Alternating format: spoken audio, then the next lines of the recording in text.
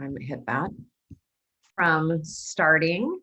And we're just checking to make sure that we actually are live and that things are going the way they're supposed to be going. Christy, there's somebody who wants to get in the Facebook group. If you could manage that. Yep, And and it does look like you are synced just fine. great. Okay, if you are here and you want your fortune told, I'm your lady. That's what I look like today. But we are wanting to know who is here. So let me know who is here. I'm kind of streaming from, I am streaming, not kind of, from the Zoom platform to make sure that we get this recorded correctly. And I'm also attempting to monitor the comments over here, but Chrissy's going to be helping me out. So if you are watching, let me know that you are here. Tell me hi and give me a wave, a like, a love, whatever, so that I don't feel like I'm just talking to no one, which is what's so weird about these Facebook Lives. Welcome, welcome, welcome. So today we are going to be talking about issue-oriented voir dire, which is something that I designed that you can get in depth in the From Hostage to Hero book. If you have not gotten the book yet, you can go to FromHostageToHero.com and get your copy there. If you do have a copy, I would so love a review. You can go to trialguides.com and give me a review there. And if you listen to the podcast, which is how most of you have found me, please give me a review wherever you listen to your podcast. Okay, so let me see if we've got some people here. See, that's the problem. If I click on this, Christy, then I start to hear it. So that's why I'm not going to do that. Okay, so I can't see who's here, but Christy can let us know. And if you have questions or comments, go ahead and post them as you are watching in the Facebook platform, and I will try to answer them as we go along. All right, so what I first want to start with when we're talking about issue-oriented voir dire is, what the hell am I talking about with issue-oriented voir dire? So here's the gist. Here's what you need to know is that every single communication situation, hi, Jim, hi, Bob, I just got to say hi to my peeps. Hi, Joy, great. So every single communication situation falls into one of two buckets, okay? And I want you to think about this in your everyday life. So you're either tending to the relationship or dealing with an issue. All right, so take the example of getting your morning coffee at Starbucks, if that's where you in fact get your coffee, right? So sometimes you are in what I call issue mode. So that means that you are on a time constraint, you barely have time to get coffee, you are in there, you order, you grab it, you're out of there, right? So that is dealing with the issue. I got to get my coffee, I'm out of here. Now, let's say that you see the same barista every day, and now it's a Saturday, and you go in, and it's not work time, and you have time to chat, and you're like, hey, Sarah, how are you? And she's like, I'm good. You seem to be pretty busy these days. Yeah, I'm pretty busy. Now, what are you doing? You're tending to the relationship. Notice how the context doesn't always determine which bucket you are in. Now, I want you to think about this in terms of your everyday lives, right? Outside of coffee. Sometimes you are dealing with the issue. Let's say you're talking about hiring a plumber with your spouse, or you're talking to your team about your upcoming trial. And sometimes you are dealing or tending to the relationship. Maybe you take your whole team out for lunch for the holidays, or you and your husband go on a trip to celebrate your anniversary. I just want to be really clear that every single communication situation falls into one of two buckets. That's the first thing you have to understand as we now work our way toward issue-oriented voir dire. Now, before we continue talking about what voir dire is, or issue-oriented voir dire, hey, Bob, hey, Daryl, Chris, and Vicki. I want to now tell you what the entire point is and what we're trying to do, at least in the From Hostage to Hero method, when it comes to jurors. And that is not what you might imagine it might be, which is gain their trust, or become the credible person, or get our trial themes out there. No, the first and only thing that we are attempting to do when it comes to jury selection and jurors in general is to get what I call permission. Now, think back when you hear that word permission, what you tend to think that means. So when I think back to when I was a kid, right? So permission was the big deal when you were a kid. You know, do I have permission to have this cookie? Can I go to my friend's house? Can I watch the TV show? Can I stay up late? Right? Parents held all the power. They are the ones that determined whether you had permission to do the thing you needed to do. Now, here's the thing about permission that you have to understand. And this is just going to like be so cool. It's going to just make your whole world, because if you get this concept, you get everything about communication. And this is what I teach to all of my devotees. And thank you for being here.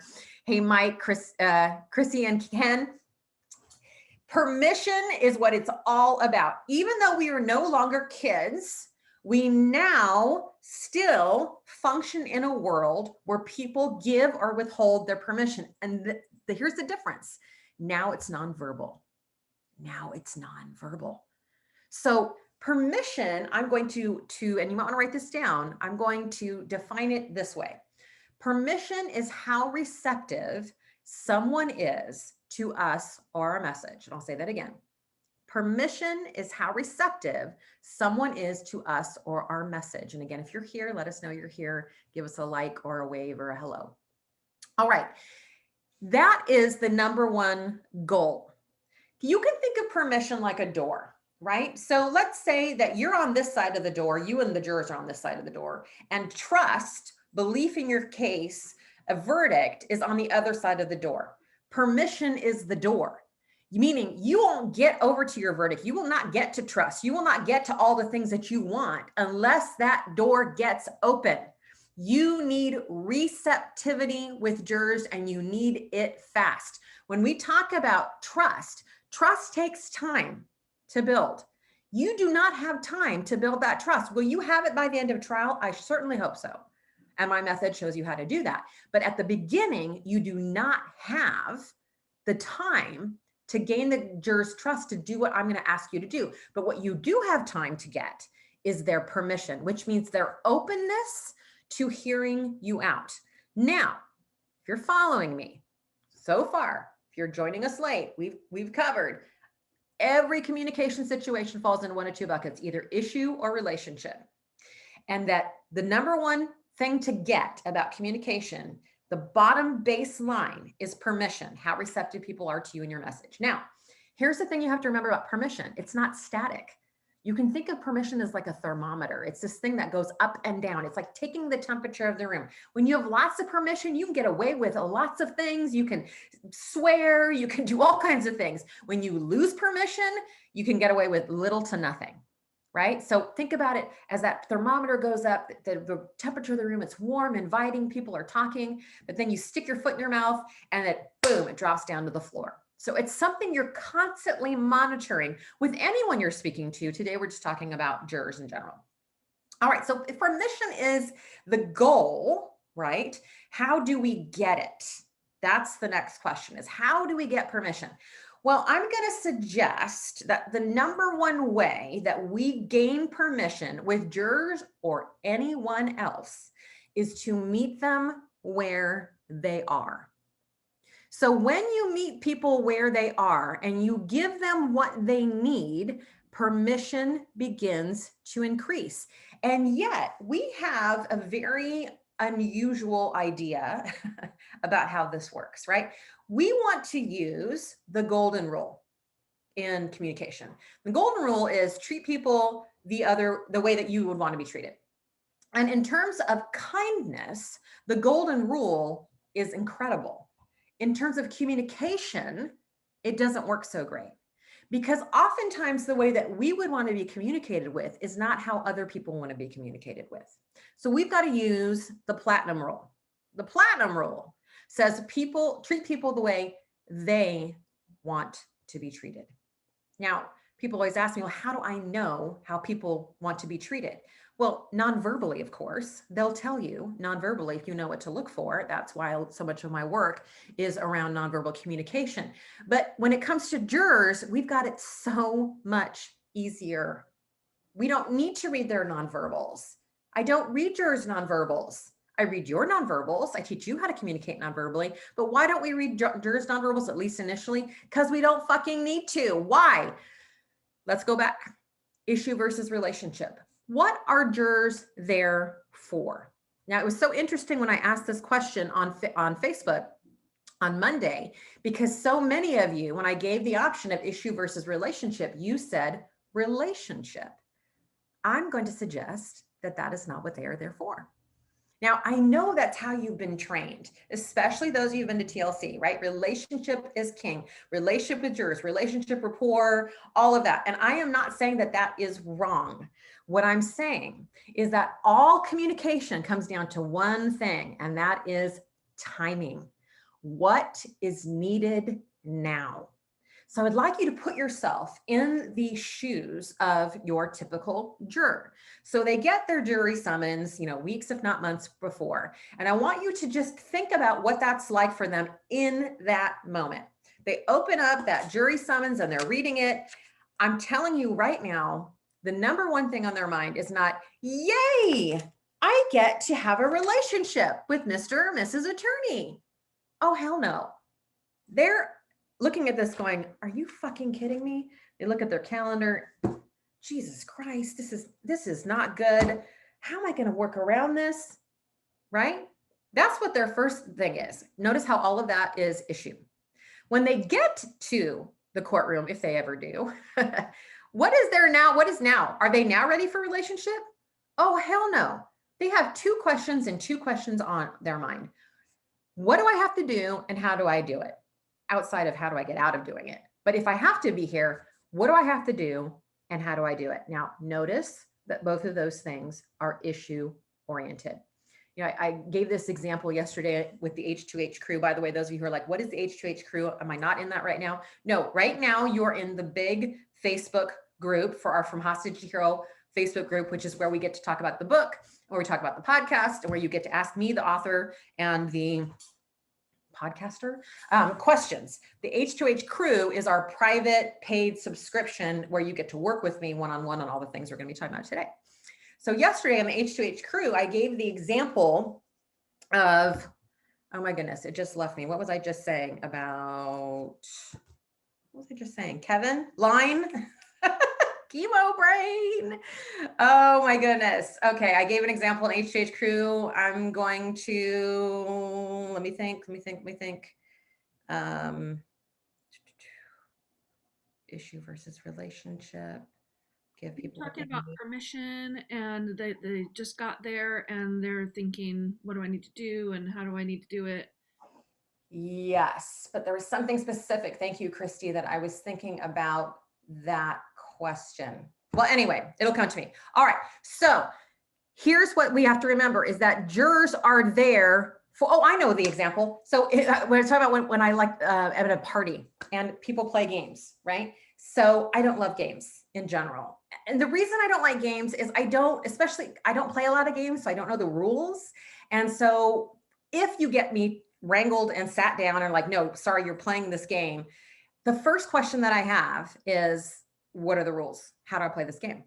That's what's also on the jurors' mind. They are not there curious about who you are, curious about what the case is. Now, some of them are, but I've seen thousands of mock and actual juries. And I would tell you the majority of jurors are not there and curious about you or your case. That's what we want. That's what the whole From Hostage to Hero method is about, is to get them engaged. In fact, yesterday I was saying that active engaged juries are what drive up verdicts. That's what we want, but that's not what we have. They are there and they are there for issue. How do I get out of this is their first question. But once they're there, they're like, what do I have to do and how do I do it? Now, I want you to notice that because of your training, you tend to go to relationship. You think that that's what's going to make it easier on both you and the jurors. And I don't blame you for that. So you go into, what are your hobbies? What are you guys reading? Here's the problem with that method, okay, is that the jurors are in the issue bucket. The number one way to decrease permission is to mismatch with someone. So they're sitting there thinking, what is this about? How do I do this? How long is this? Can I get out of this? What the thing? And you come in with, what are you reading? What are your hobbies? Let's go on a date, which is what it sounds like. And they're like, does this guy or gal not get it? Permission goes down. Remember, permission increases when you meet people where they are. So I'm not suggesting that we never ask about hobbies or what they're reading or all that kind of stuff, although I do think in limited time venues, that stuff is not helpful. What we need to do is meet jurors where they are, and they are in the issue bucket. Again, contrast this with your normal everyday experience, right? You go in, let's go to the coffee thing, and you are on a time constraint. Your issue, you're like, yeah, can I get my tall soy light foam latte? And they're like, sure, how are you? How's your day going? And you're like, it's good. Can I get that? And they're like, I'll write up. I'll be making that for you. So what you got going on today? And you're like, lots of things. Is it being made yet? Right? So notice you get this. And yet somehow we do it all backwards in voir dire. Now, notice how the opposite is true. There's times where you're like wanting to chat it up and the other person isn't having it.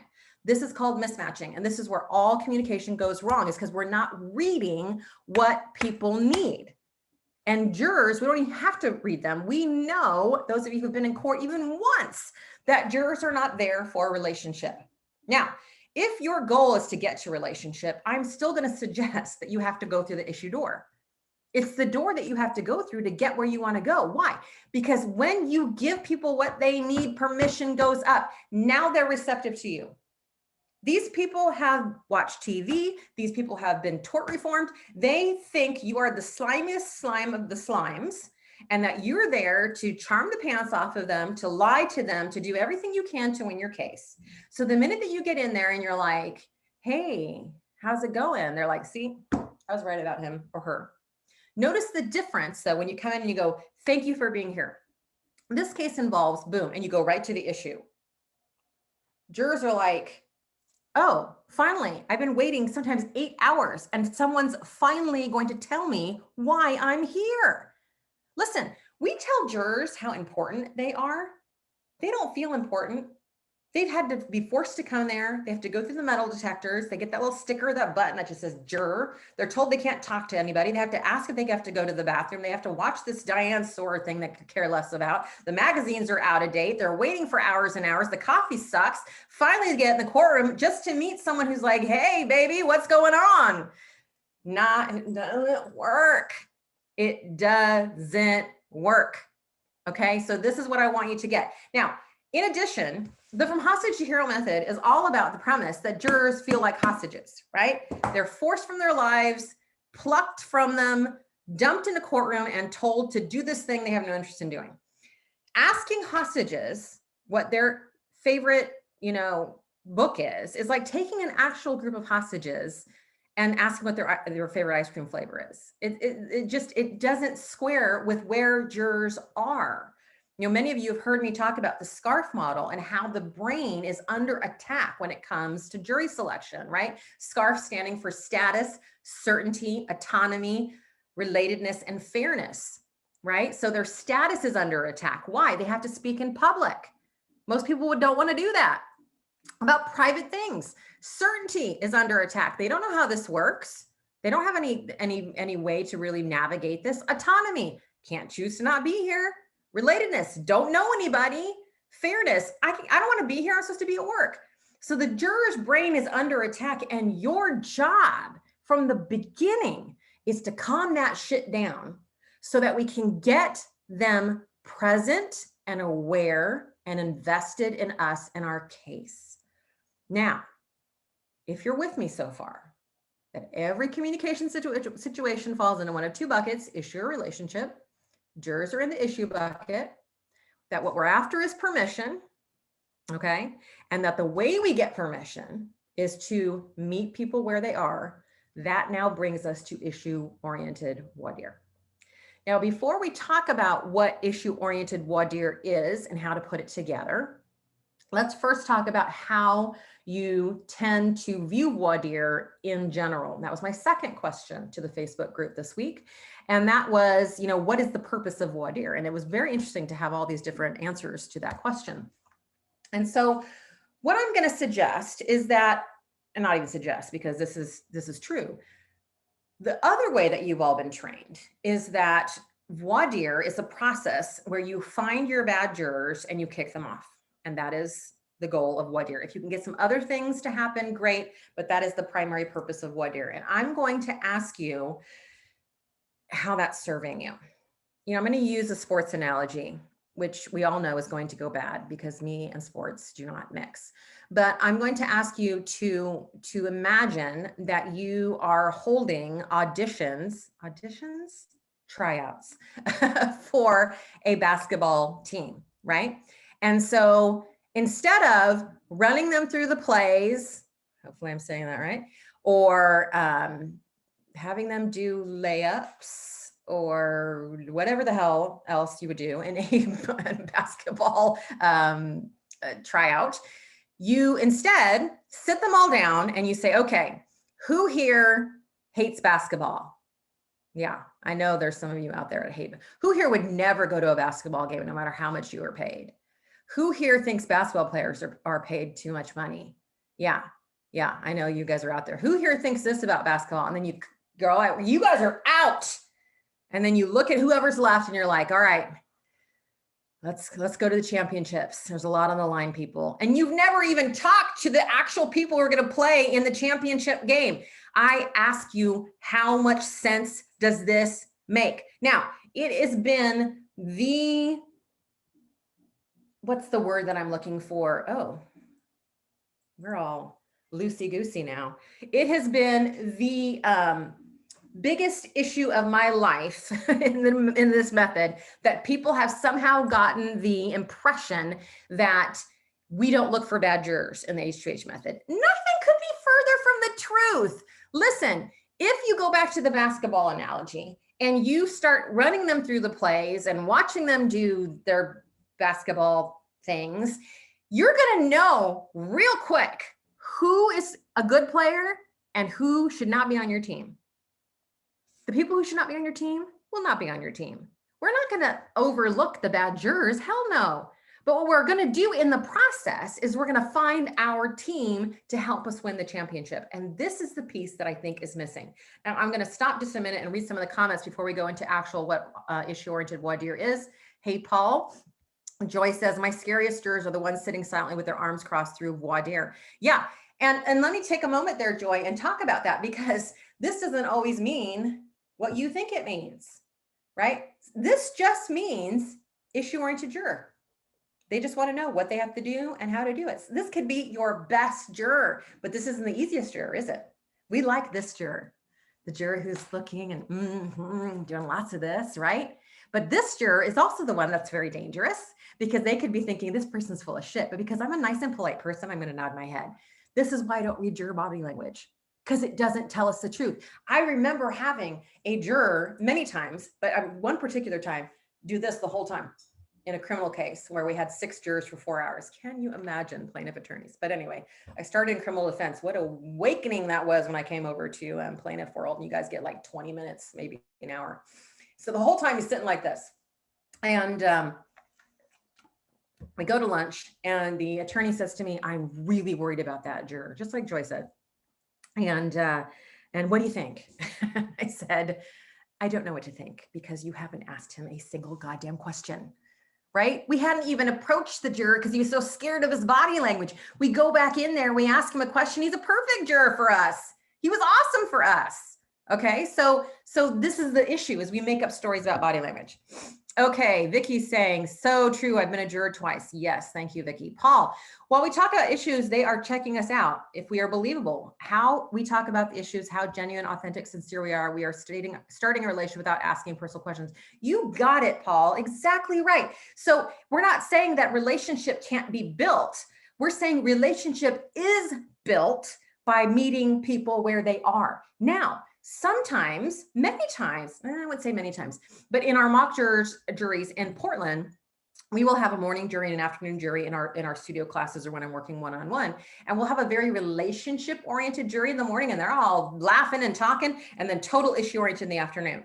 So sometimes the culture of a jury, this is why we form the group, by the way, is to find out what culture lives there. Culture does not exist until the group is formed. Sometimes the group is more relational, and you can be more relational and ask more relationship questions. None of this is set in stone.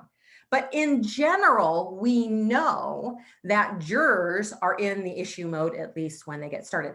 Think about the system being court. The system is issue oriented. People are there to be judged. They're there to be taken to jail. They're there to have a money judgment against them. The system itself is issue oriented, and that has an effect on the jury. Now, you've been trying to reverse that, and I think that there are ways to do that, but we have to at least start with issue if we ever have a hope of getting there. So great comment, Paul. Thanks for that.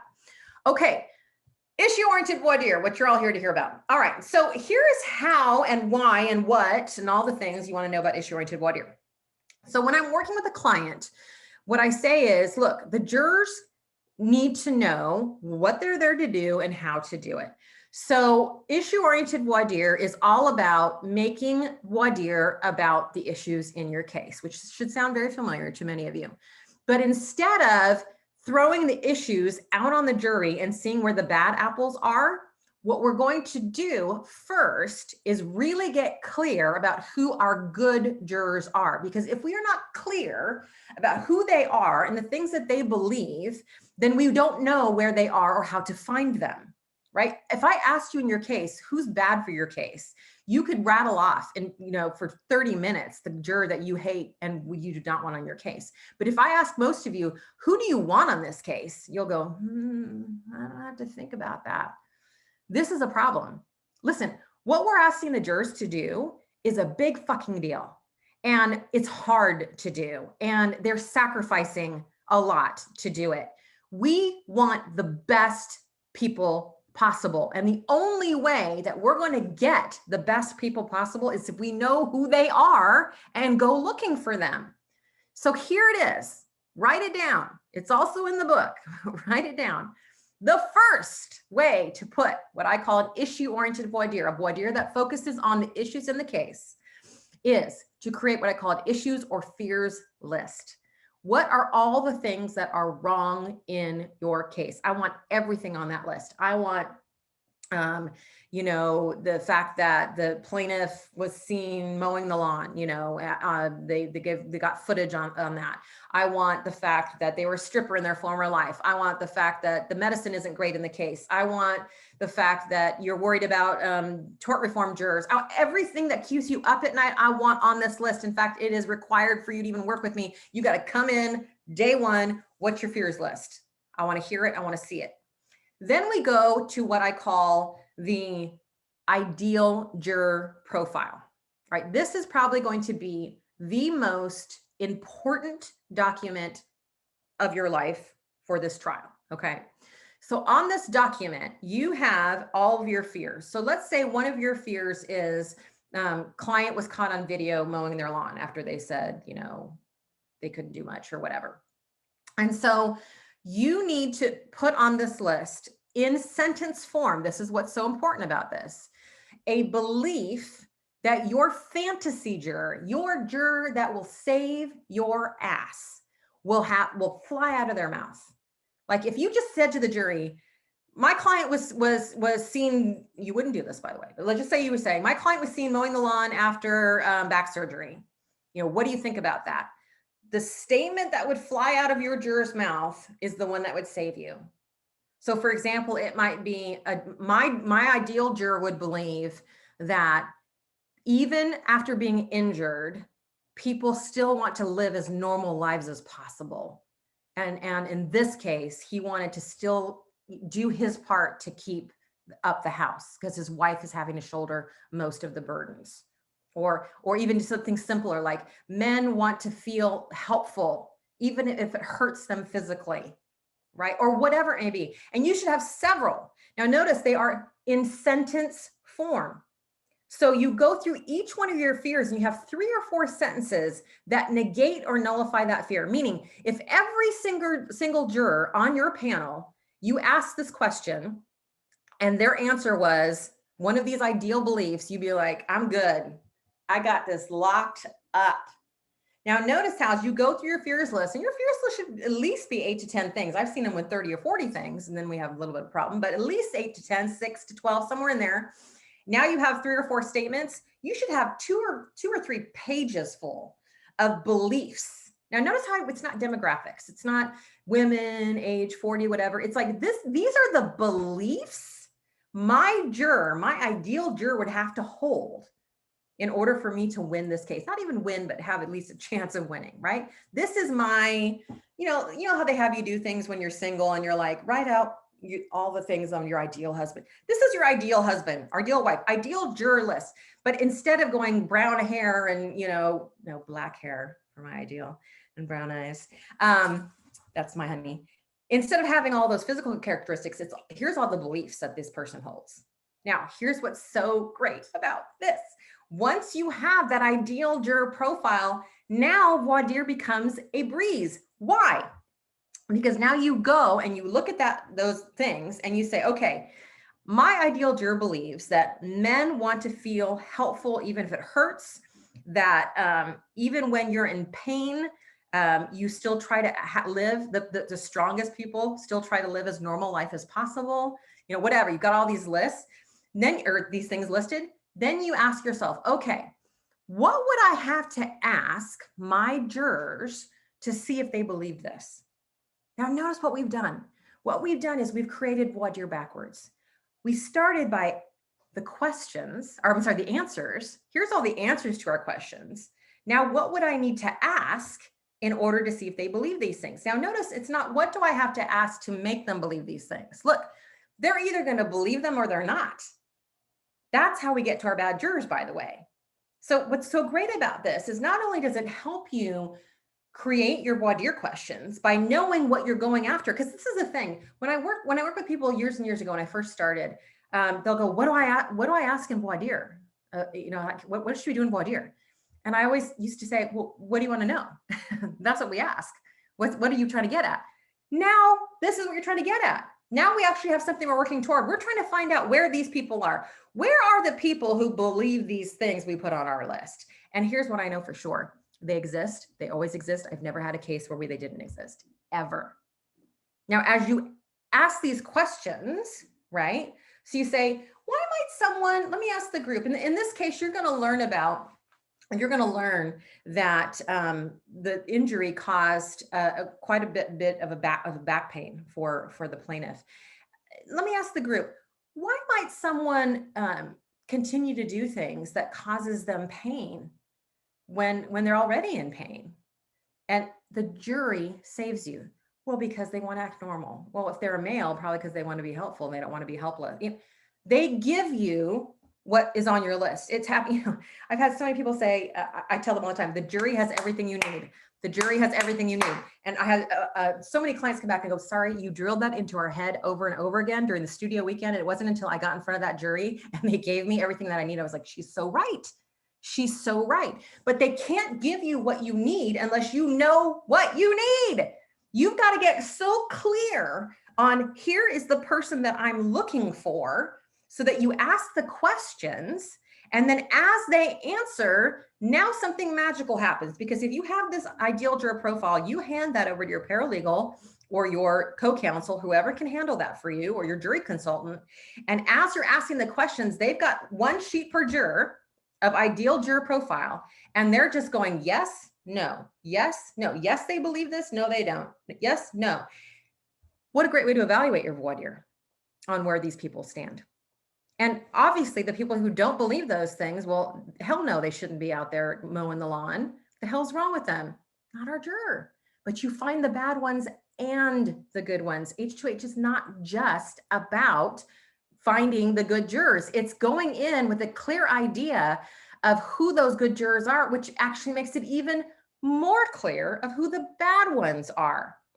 Now, the question always comes up, well, if I do this, if I identify my good jurors, won't the other side kick them off? And I'm going to answer that in a minute. Let me go to some of your comments. So Ken is asking, what do you do when the court asks the voir dire questions? Yeah, that's hard, Ken. That's super hard because you can't form the group. I'm assuming you're talking about in venues that don't have voir dire or federal court. And this is just where you have to have that kick-ass opening. and try to get some of these issue-oriented questions to the judge if you possibly can ahead of time. That's why I'm just so fighting for voir dire wherever we can get it, even if it's just 20 minutes. I know my Colorado peeps only get 20 minutes and they can do a lot of issue-oriented voir dire in 20 minutes. Vicky, if the juror knows someone who has done these things or they have done it themselves, they will hold the belief. I'm not sure if I understand your question, Vicky. So if you could rephrase that, I could try to answer that a little bit better. So while she's doing that, let me talk about the belief that, okay, I get what you're saying, sorry, but I start identifying all these good jurors and the other side's going to kick them off. Well, here's where group dynamics come in. And Christy, if you could drop in that podcast episode, not the ideal juror, but the ideal group. Listen, here's the beauty of issue-oriented voir dire is that when you start to talk about things that relate to your jurors, because for me, the case is never about you, it's never about your client, it's always about the jurors. We work very specifically to find the principles in your case. For example, sometimes someone will put on their ideal juror profile a very case-specific fact. So they might put something, I'll use an example from the book. So they might say, one of my fears is, or one of the things I want my ideal juror to believe is that they should have sent my client to a Mohs surgeon. Well, what's a Mohs surgeon? Well, a Mohs surgeon is a surgeon that is also a pathologist. And so they can go in there and they can take out the tissue.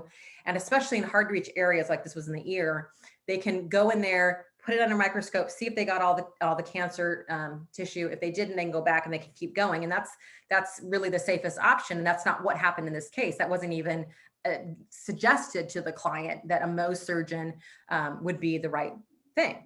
And so on her ideal juror profile, she put, the doctor should have referred the patient to a Mohs surgeon. And I said, well, that can't be on your ideal juror profile. And she said, well, why not? And I said, because we can't expect the jurors to know that. It's too case specific. So when you have a very case specific thing on your ideal juror profile, what you can do is look for the principle underneath. So what's the principle that's underneath that belief? Well, the principle is that doctors should always tell patients about the safest option or the option that will help them the most. That's the principle. I can voir dire around that all day long without giving case specific. So I want to be really clear too, that issue-oriented voir dire is not about case-specific voir dire. You take your case facts and you ask yourself, what's the issue or the principle underneath this fact? That's what we're always wrestling. That's what jurors are always wrestling with at court.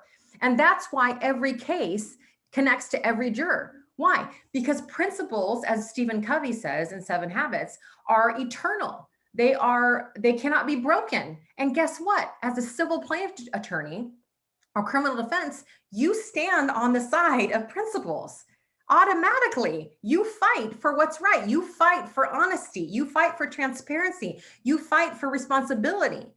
Those are the principles that underline all of the issues in your case. So the issues in your case on your fears list are just pointers toward the principles that have been violated.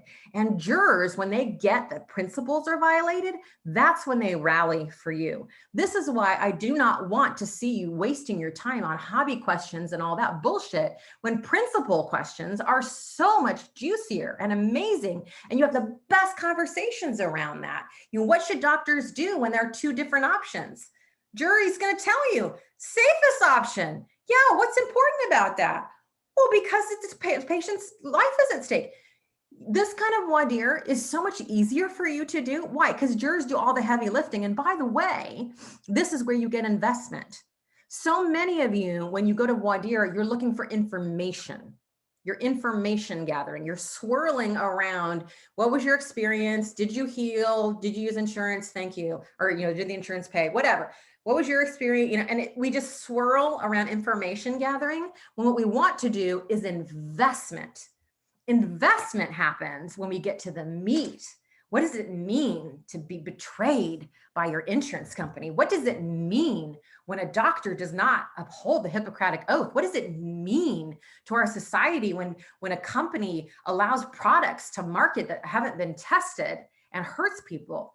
These are meaty, juicy, shall I say, dinner conversations, because that's what voir dire should feel like. It should feel like you're having this great conversation about these juicy topics, not everybody being bored by telling their stories about how they all were in a car crash. A simple slip and fall or a car crash can be the juiciest voir dire you have if you make it about issues, which really is about principles. Okay, so let's go back to Vicky. Like working through pain or whatever, then they will believe that mowing the lawn does not negate a back injury. Exactly. Yeah. So some jurors will have that experience, but others don't. You don't necessarily even have to have the experience, Vicky, to believe that. You just need to know somebody. I know, for example, my mom, I was just talking about this. She, on Christmas Eve, about 5 years ago, we got there, and normally Christmas Eve is the big thing in Finland. It's not Christmas Day. And you know, normally the meal, all the appetizers are out and the tree is lit and the whole thing. And I mean, when I say the tree is lit, my mom puts live candles on trees. I know it's a fire hazard, but she was laying in bed and I knew something was wrong. And she said her feet were swollen and that when she laid back, she could barely breathe. So having worked with y'all, I knew immediately she was in heart failure. I'm like, let's go. She's like, no, we had dinner. We opened gifts because she refused to go to the hospital. Okay. My dad, same way. So just knowing someone like that, my dad could like his leg be cut off and fall off and he'd be out back in the backyard cutting up his tree. Everybody knows somebody like that. And so it doesn't have to be themselves, Vicky, as you know, because you're a kick-ass trial lawyer. It just has to just be reminded of that. So this, in a nutshell, is issue-oriented voir dire. And here's what I really want you to remember from this, is that one, every single communication situation falls into one of two buckets. We're either talking about the issue or dealing with the issue or tending to the relationship. Jurors start in the issue bucket. They're hostages, okay? They're there to figure out how to get out of the situation. What you want is permission. You get permission when you meet jurors where they are. That is by telling them what's happening and what this case is about and how it affects them personally. When you get permission, let's say toward the damages part of your opening, now you can talk more about what they care about, what they think about, because you've given them something already. This is what I say. There's another podcast episode. Chrissy, I don't know if I remember the name of it, but it's about how we take so much from jurors. We take so much. We take their time. We take their dignity. We take their status. We take everything from them. It's time we give them something.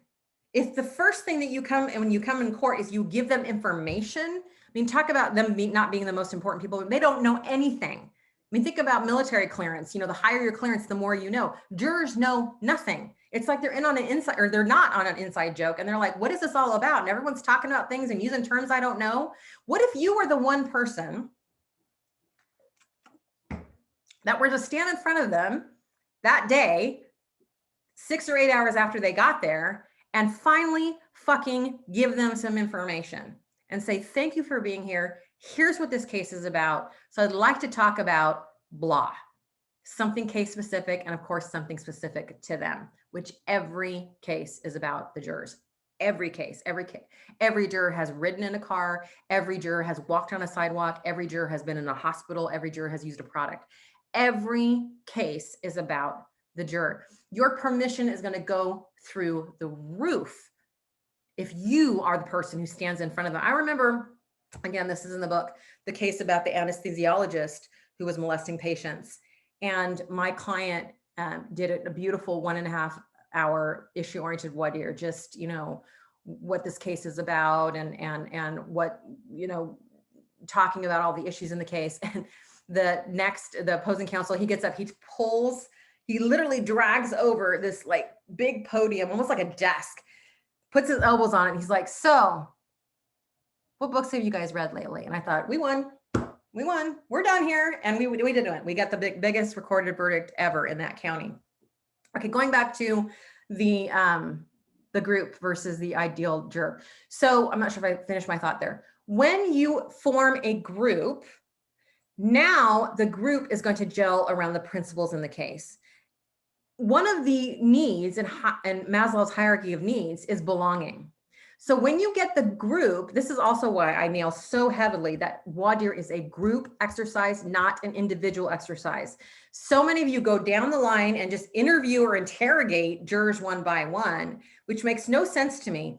This is a group activity. What they have to do back in the verdict room is as a group. It's your job to teach them how to work as a group in voir dire. So you are having them not talk to you, but to each other. So, okay, so it's interesting that you said that. This juror says that blah, blah, blah, but you're over here nodding your head. Are you agreeing with what this juror said? You have them talking to each other, discussing with each other, having this group activity, because what happens is now the group, once it's formed, will take on a culture and they will rally around the issue. And here's the thing, they can try to throw off a juror. They cannot throw off the whole panel. That is the power of group dynamics, is when you get the group rallying around the issues and the principles in your case. Let's see the defense try to throw off everybody. It's impossible. And I've seen it happen every time. You guys tend to think of them as individuals. Once you form the group, and I'm happy to do another Facebook Live on that, we now are inoculated in many cases because they can throw off some people, but they can't throw off everybody. And that's the beauty of group voir dire. Okay. At this point, about 45 minutes in, I'm happy to take questions. So what questions might you have or comments about this? Okay, so Ken's coming. Ken has one here. What information should be communicated in a mini opening before the voir dire? This has been a hot topic in the H2H crew right now, Ken. Mini opening, yes or no? My sense of mini openings, which is not the question that you asked, is I don't like them. And here's the reason why, is because once we lay something out for jurors, the natural bias is to pick a side right there and then once they've picked, it's like you can't unstick it. And we tend to think that the mini opening will help our side. It's much stronger, and social science backs me up on this, to have jurors come up with the ideas as if they were their own, even though we're dropping in the questions. And then that's way stronger. So we say, what do you think about that? And they start saying the things we know are coming up because we've done our ideal juror profile. So in general, I would say I do not like mini openings because I really want it to be juror focused. I want the jurors to be the ones that shape what's going to be happening in trial. Everything we get is from them. And I don't want to mess with that. I think mini openings do. However, if you're forced to do a mini opening, you want to keep it as neutral as possible. Facts, specific, principle specific. Here's what this case is about. Here are the principles you're going to be wrestling with. And we're going to be about to have a conversation about that. Because again, the more that we can get it from jurors and make it sound like it comes from them, this is what we talk about in the crew as the trial dialogue. So the trial dialogue is this. In voir dire, we ask questions. In opening, we answer them, but not really, because jurors have already answered them. In voir dire, we listen. In opening, we talk. In voir dire, we form the group. In opening, we lead the group.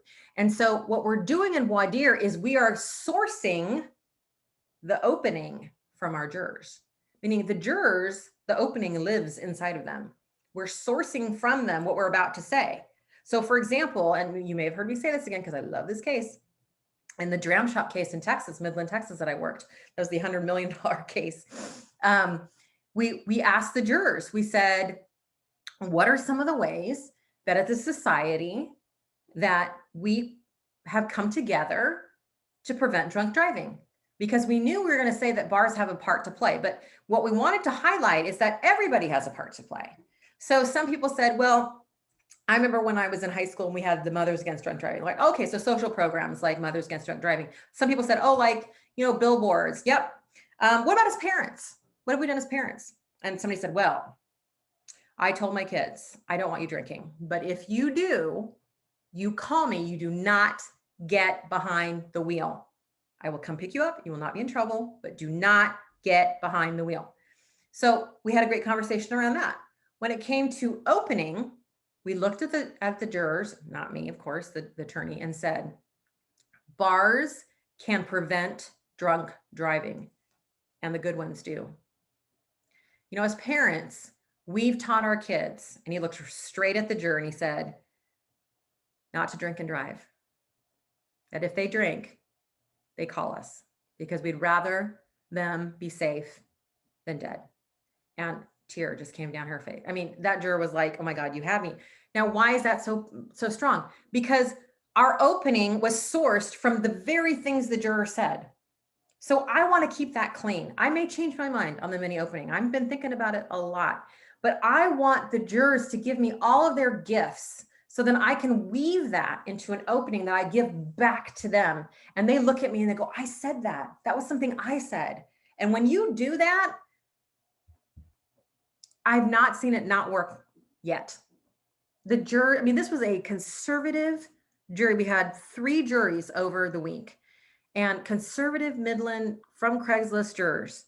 When we said we wanted $100 million, they about fell off their chair. Every single jury that we had that week at the end said, can we give more? Can we give more?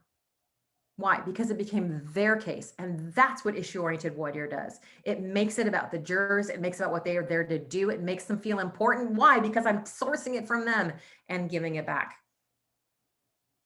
Okay, great question. Other questions? Hopefully that answered, Ken. If not, let me know. Has this been helpful? If so, I'd love to hear that too. While we're waiting for questions, I'll tell you other ways to get involved. I am here in this group at least once a month, in addition to my little postings. Feel free, those of you who are new to the group, to post what you want, asking for an expert, asking for some help, asking someone to help you put an issue-oriented voir dire together. We've got lots of H2H crew members in here that know how to do that very well. Of course, you can listen to the podcast from hostagehero.com, where I teach on all these things, get the book. But if you're interested in becoming a crew member, we open 4 times a year. We just closed in January for that open. That was a mini opening, but we'll be opening again in April. And that is a chance to get into the crew where we practice issue-oriented voir dire every month. We do nonverbal coaching every month. We do case workshop every month. We have mindset coaching every month. We have a live training every month. It's a really great place to be and practice.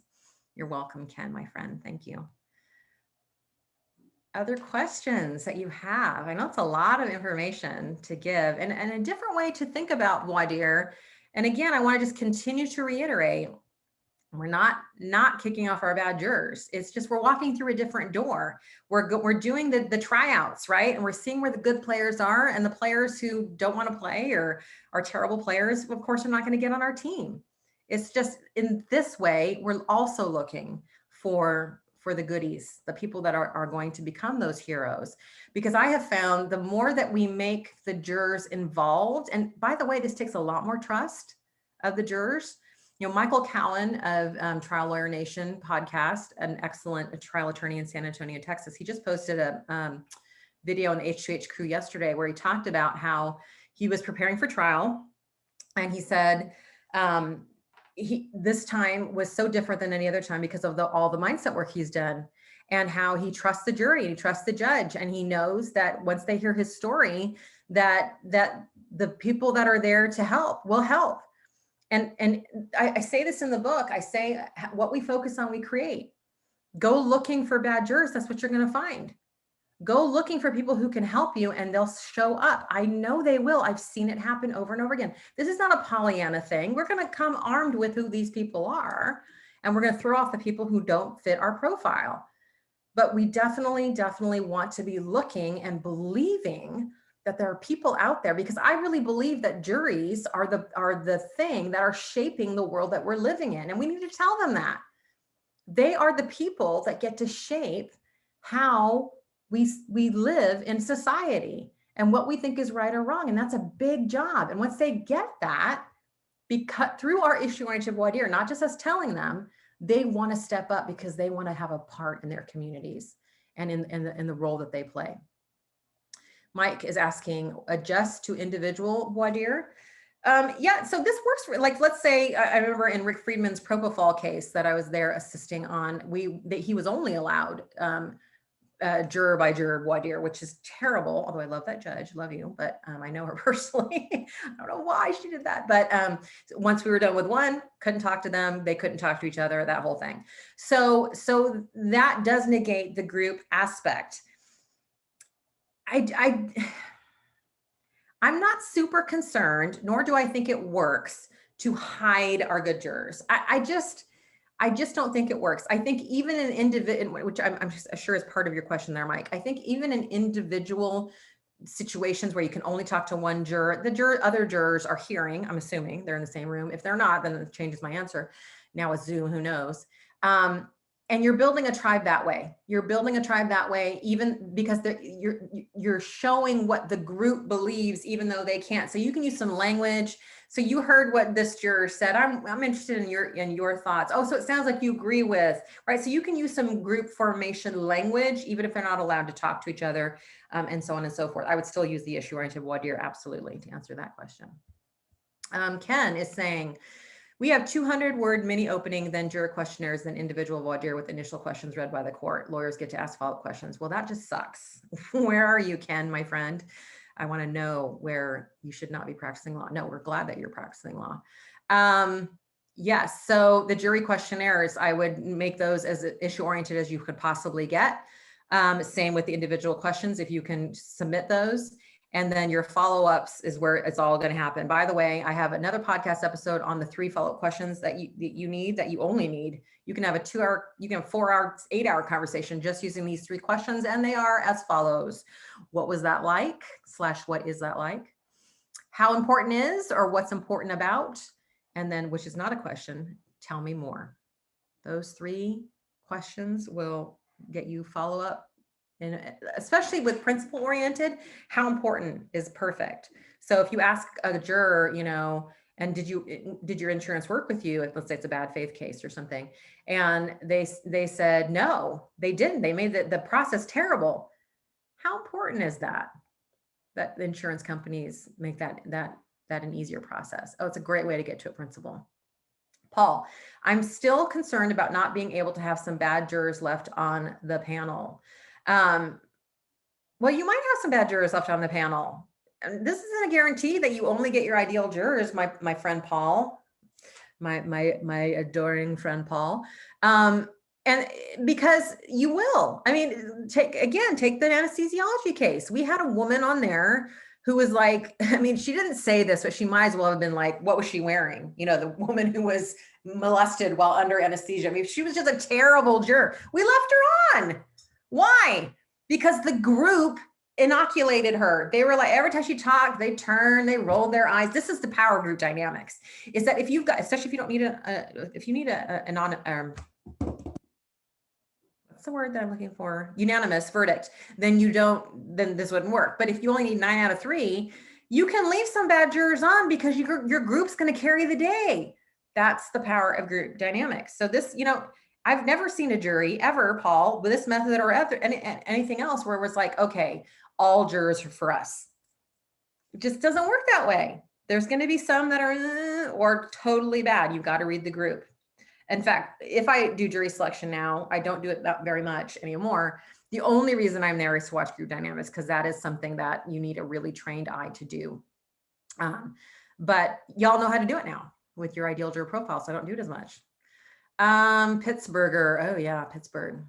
I mean, yay, Pittsburgh. Mike Conley. And if they can't hear, then I would still use some of that language, Paul, and I'd bring it in. So you can say, thank you for coming. Let's say they're bringing in one at a time on Zoom. So we were talking with some of your fellow jurors, use that kind of group language about this principle. And we've heard a variety of things. So we've heard this and we've heard that. Where are you with that? Oh, okay, that matches with the, so you can do some of that. We're all kind of talking about this issue and this is kind of what we're hearing. Where are you with that? I wouldn't say this is what we're hearing yet until I hear what they have to say. And I say, that's very similar to what we've heard before. Wait till they say it. But there's some group formation things you can be doing there too. It's harder for sure. Another podcast episode Chrissy can drop in is how to form a group over Zoom. So I've got that. Other questions? Has this been helpful? Yes, no? And I will always say that my method, if anything, I almost hate calling it a method, is that there's no hard and fast rule for anything or everything. When Keith was here the other day, he was saying that, he goes right for the bad jurors at the beginning because he doesn't have much time. And there's time for that too. So take all of this with a grain of salt. You guys have had your instincts trained out of you enough. by everything out there. I don't want to be another jury consultant that does that. You are the expert on your case.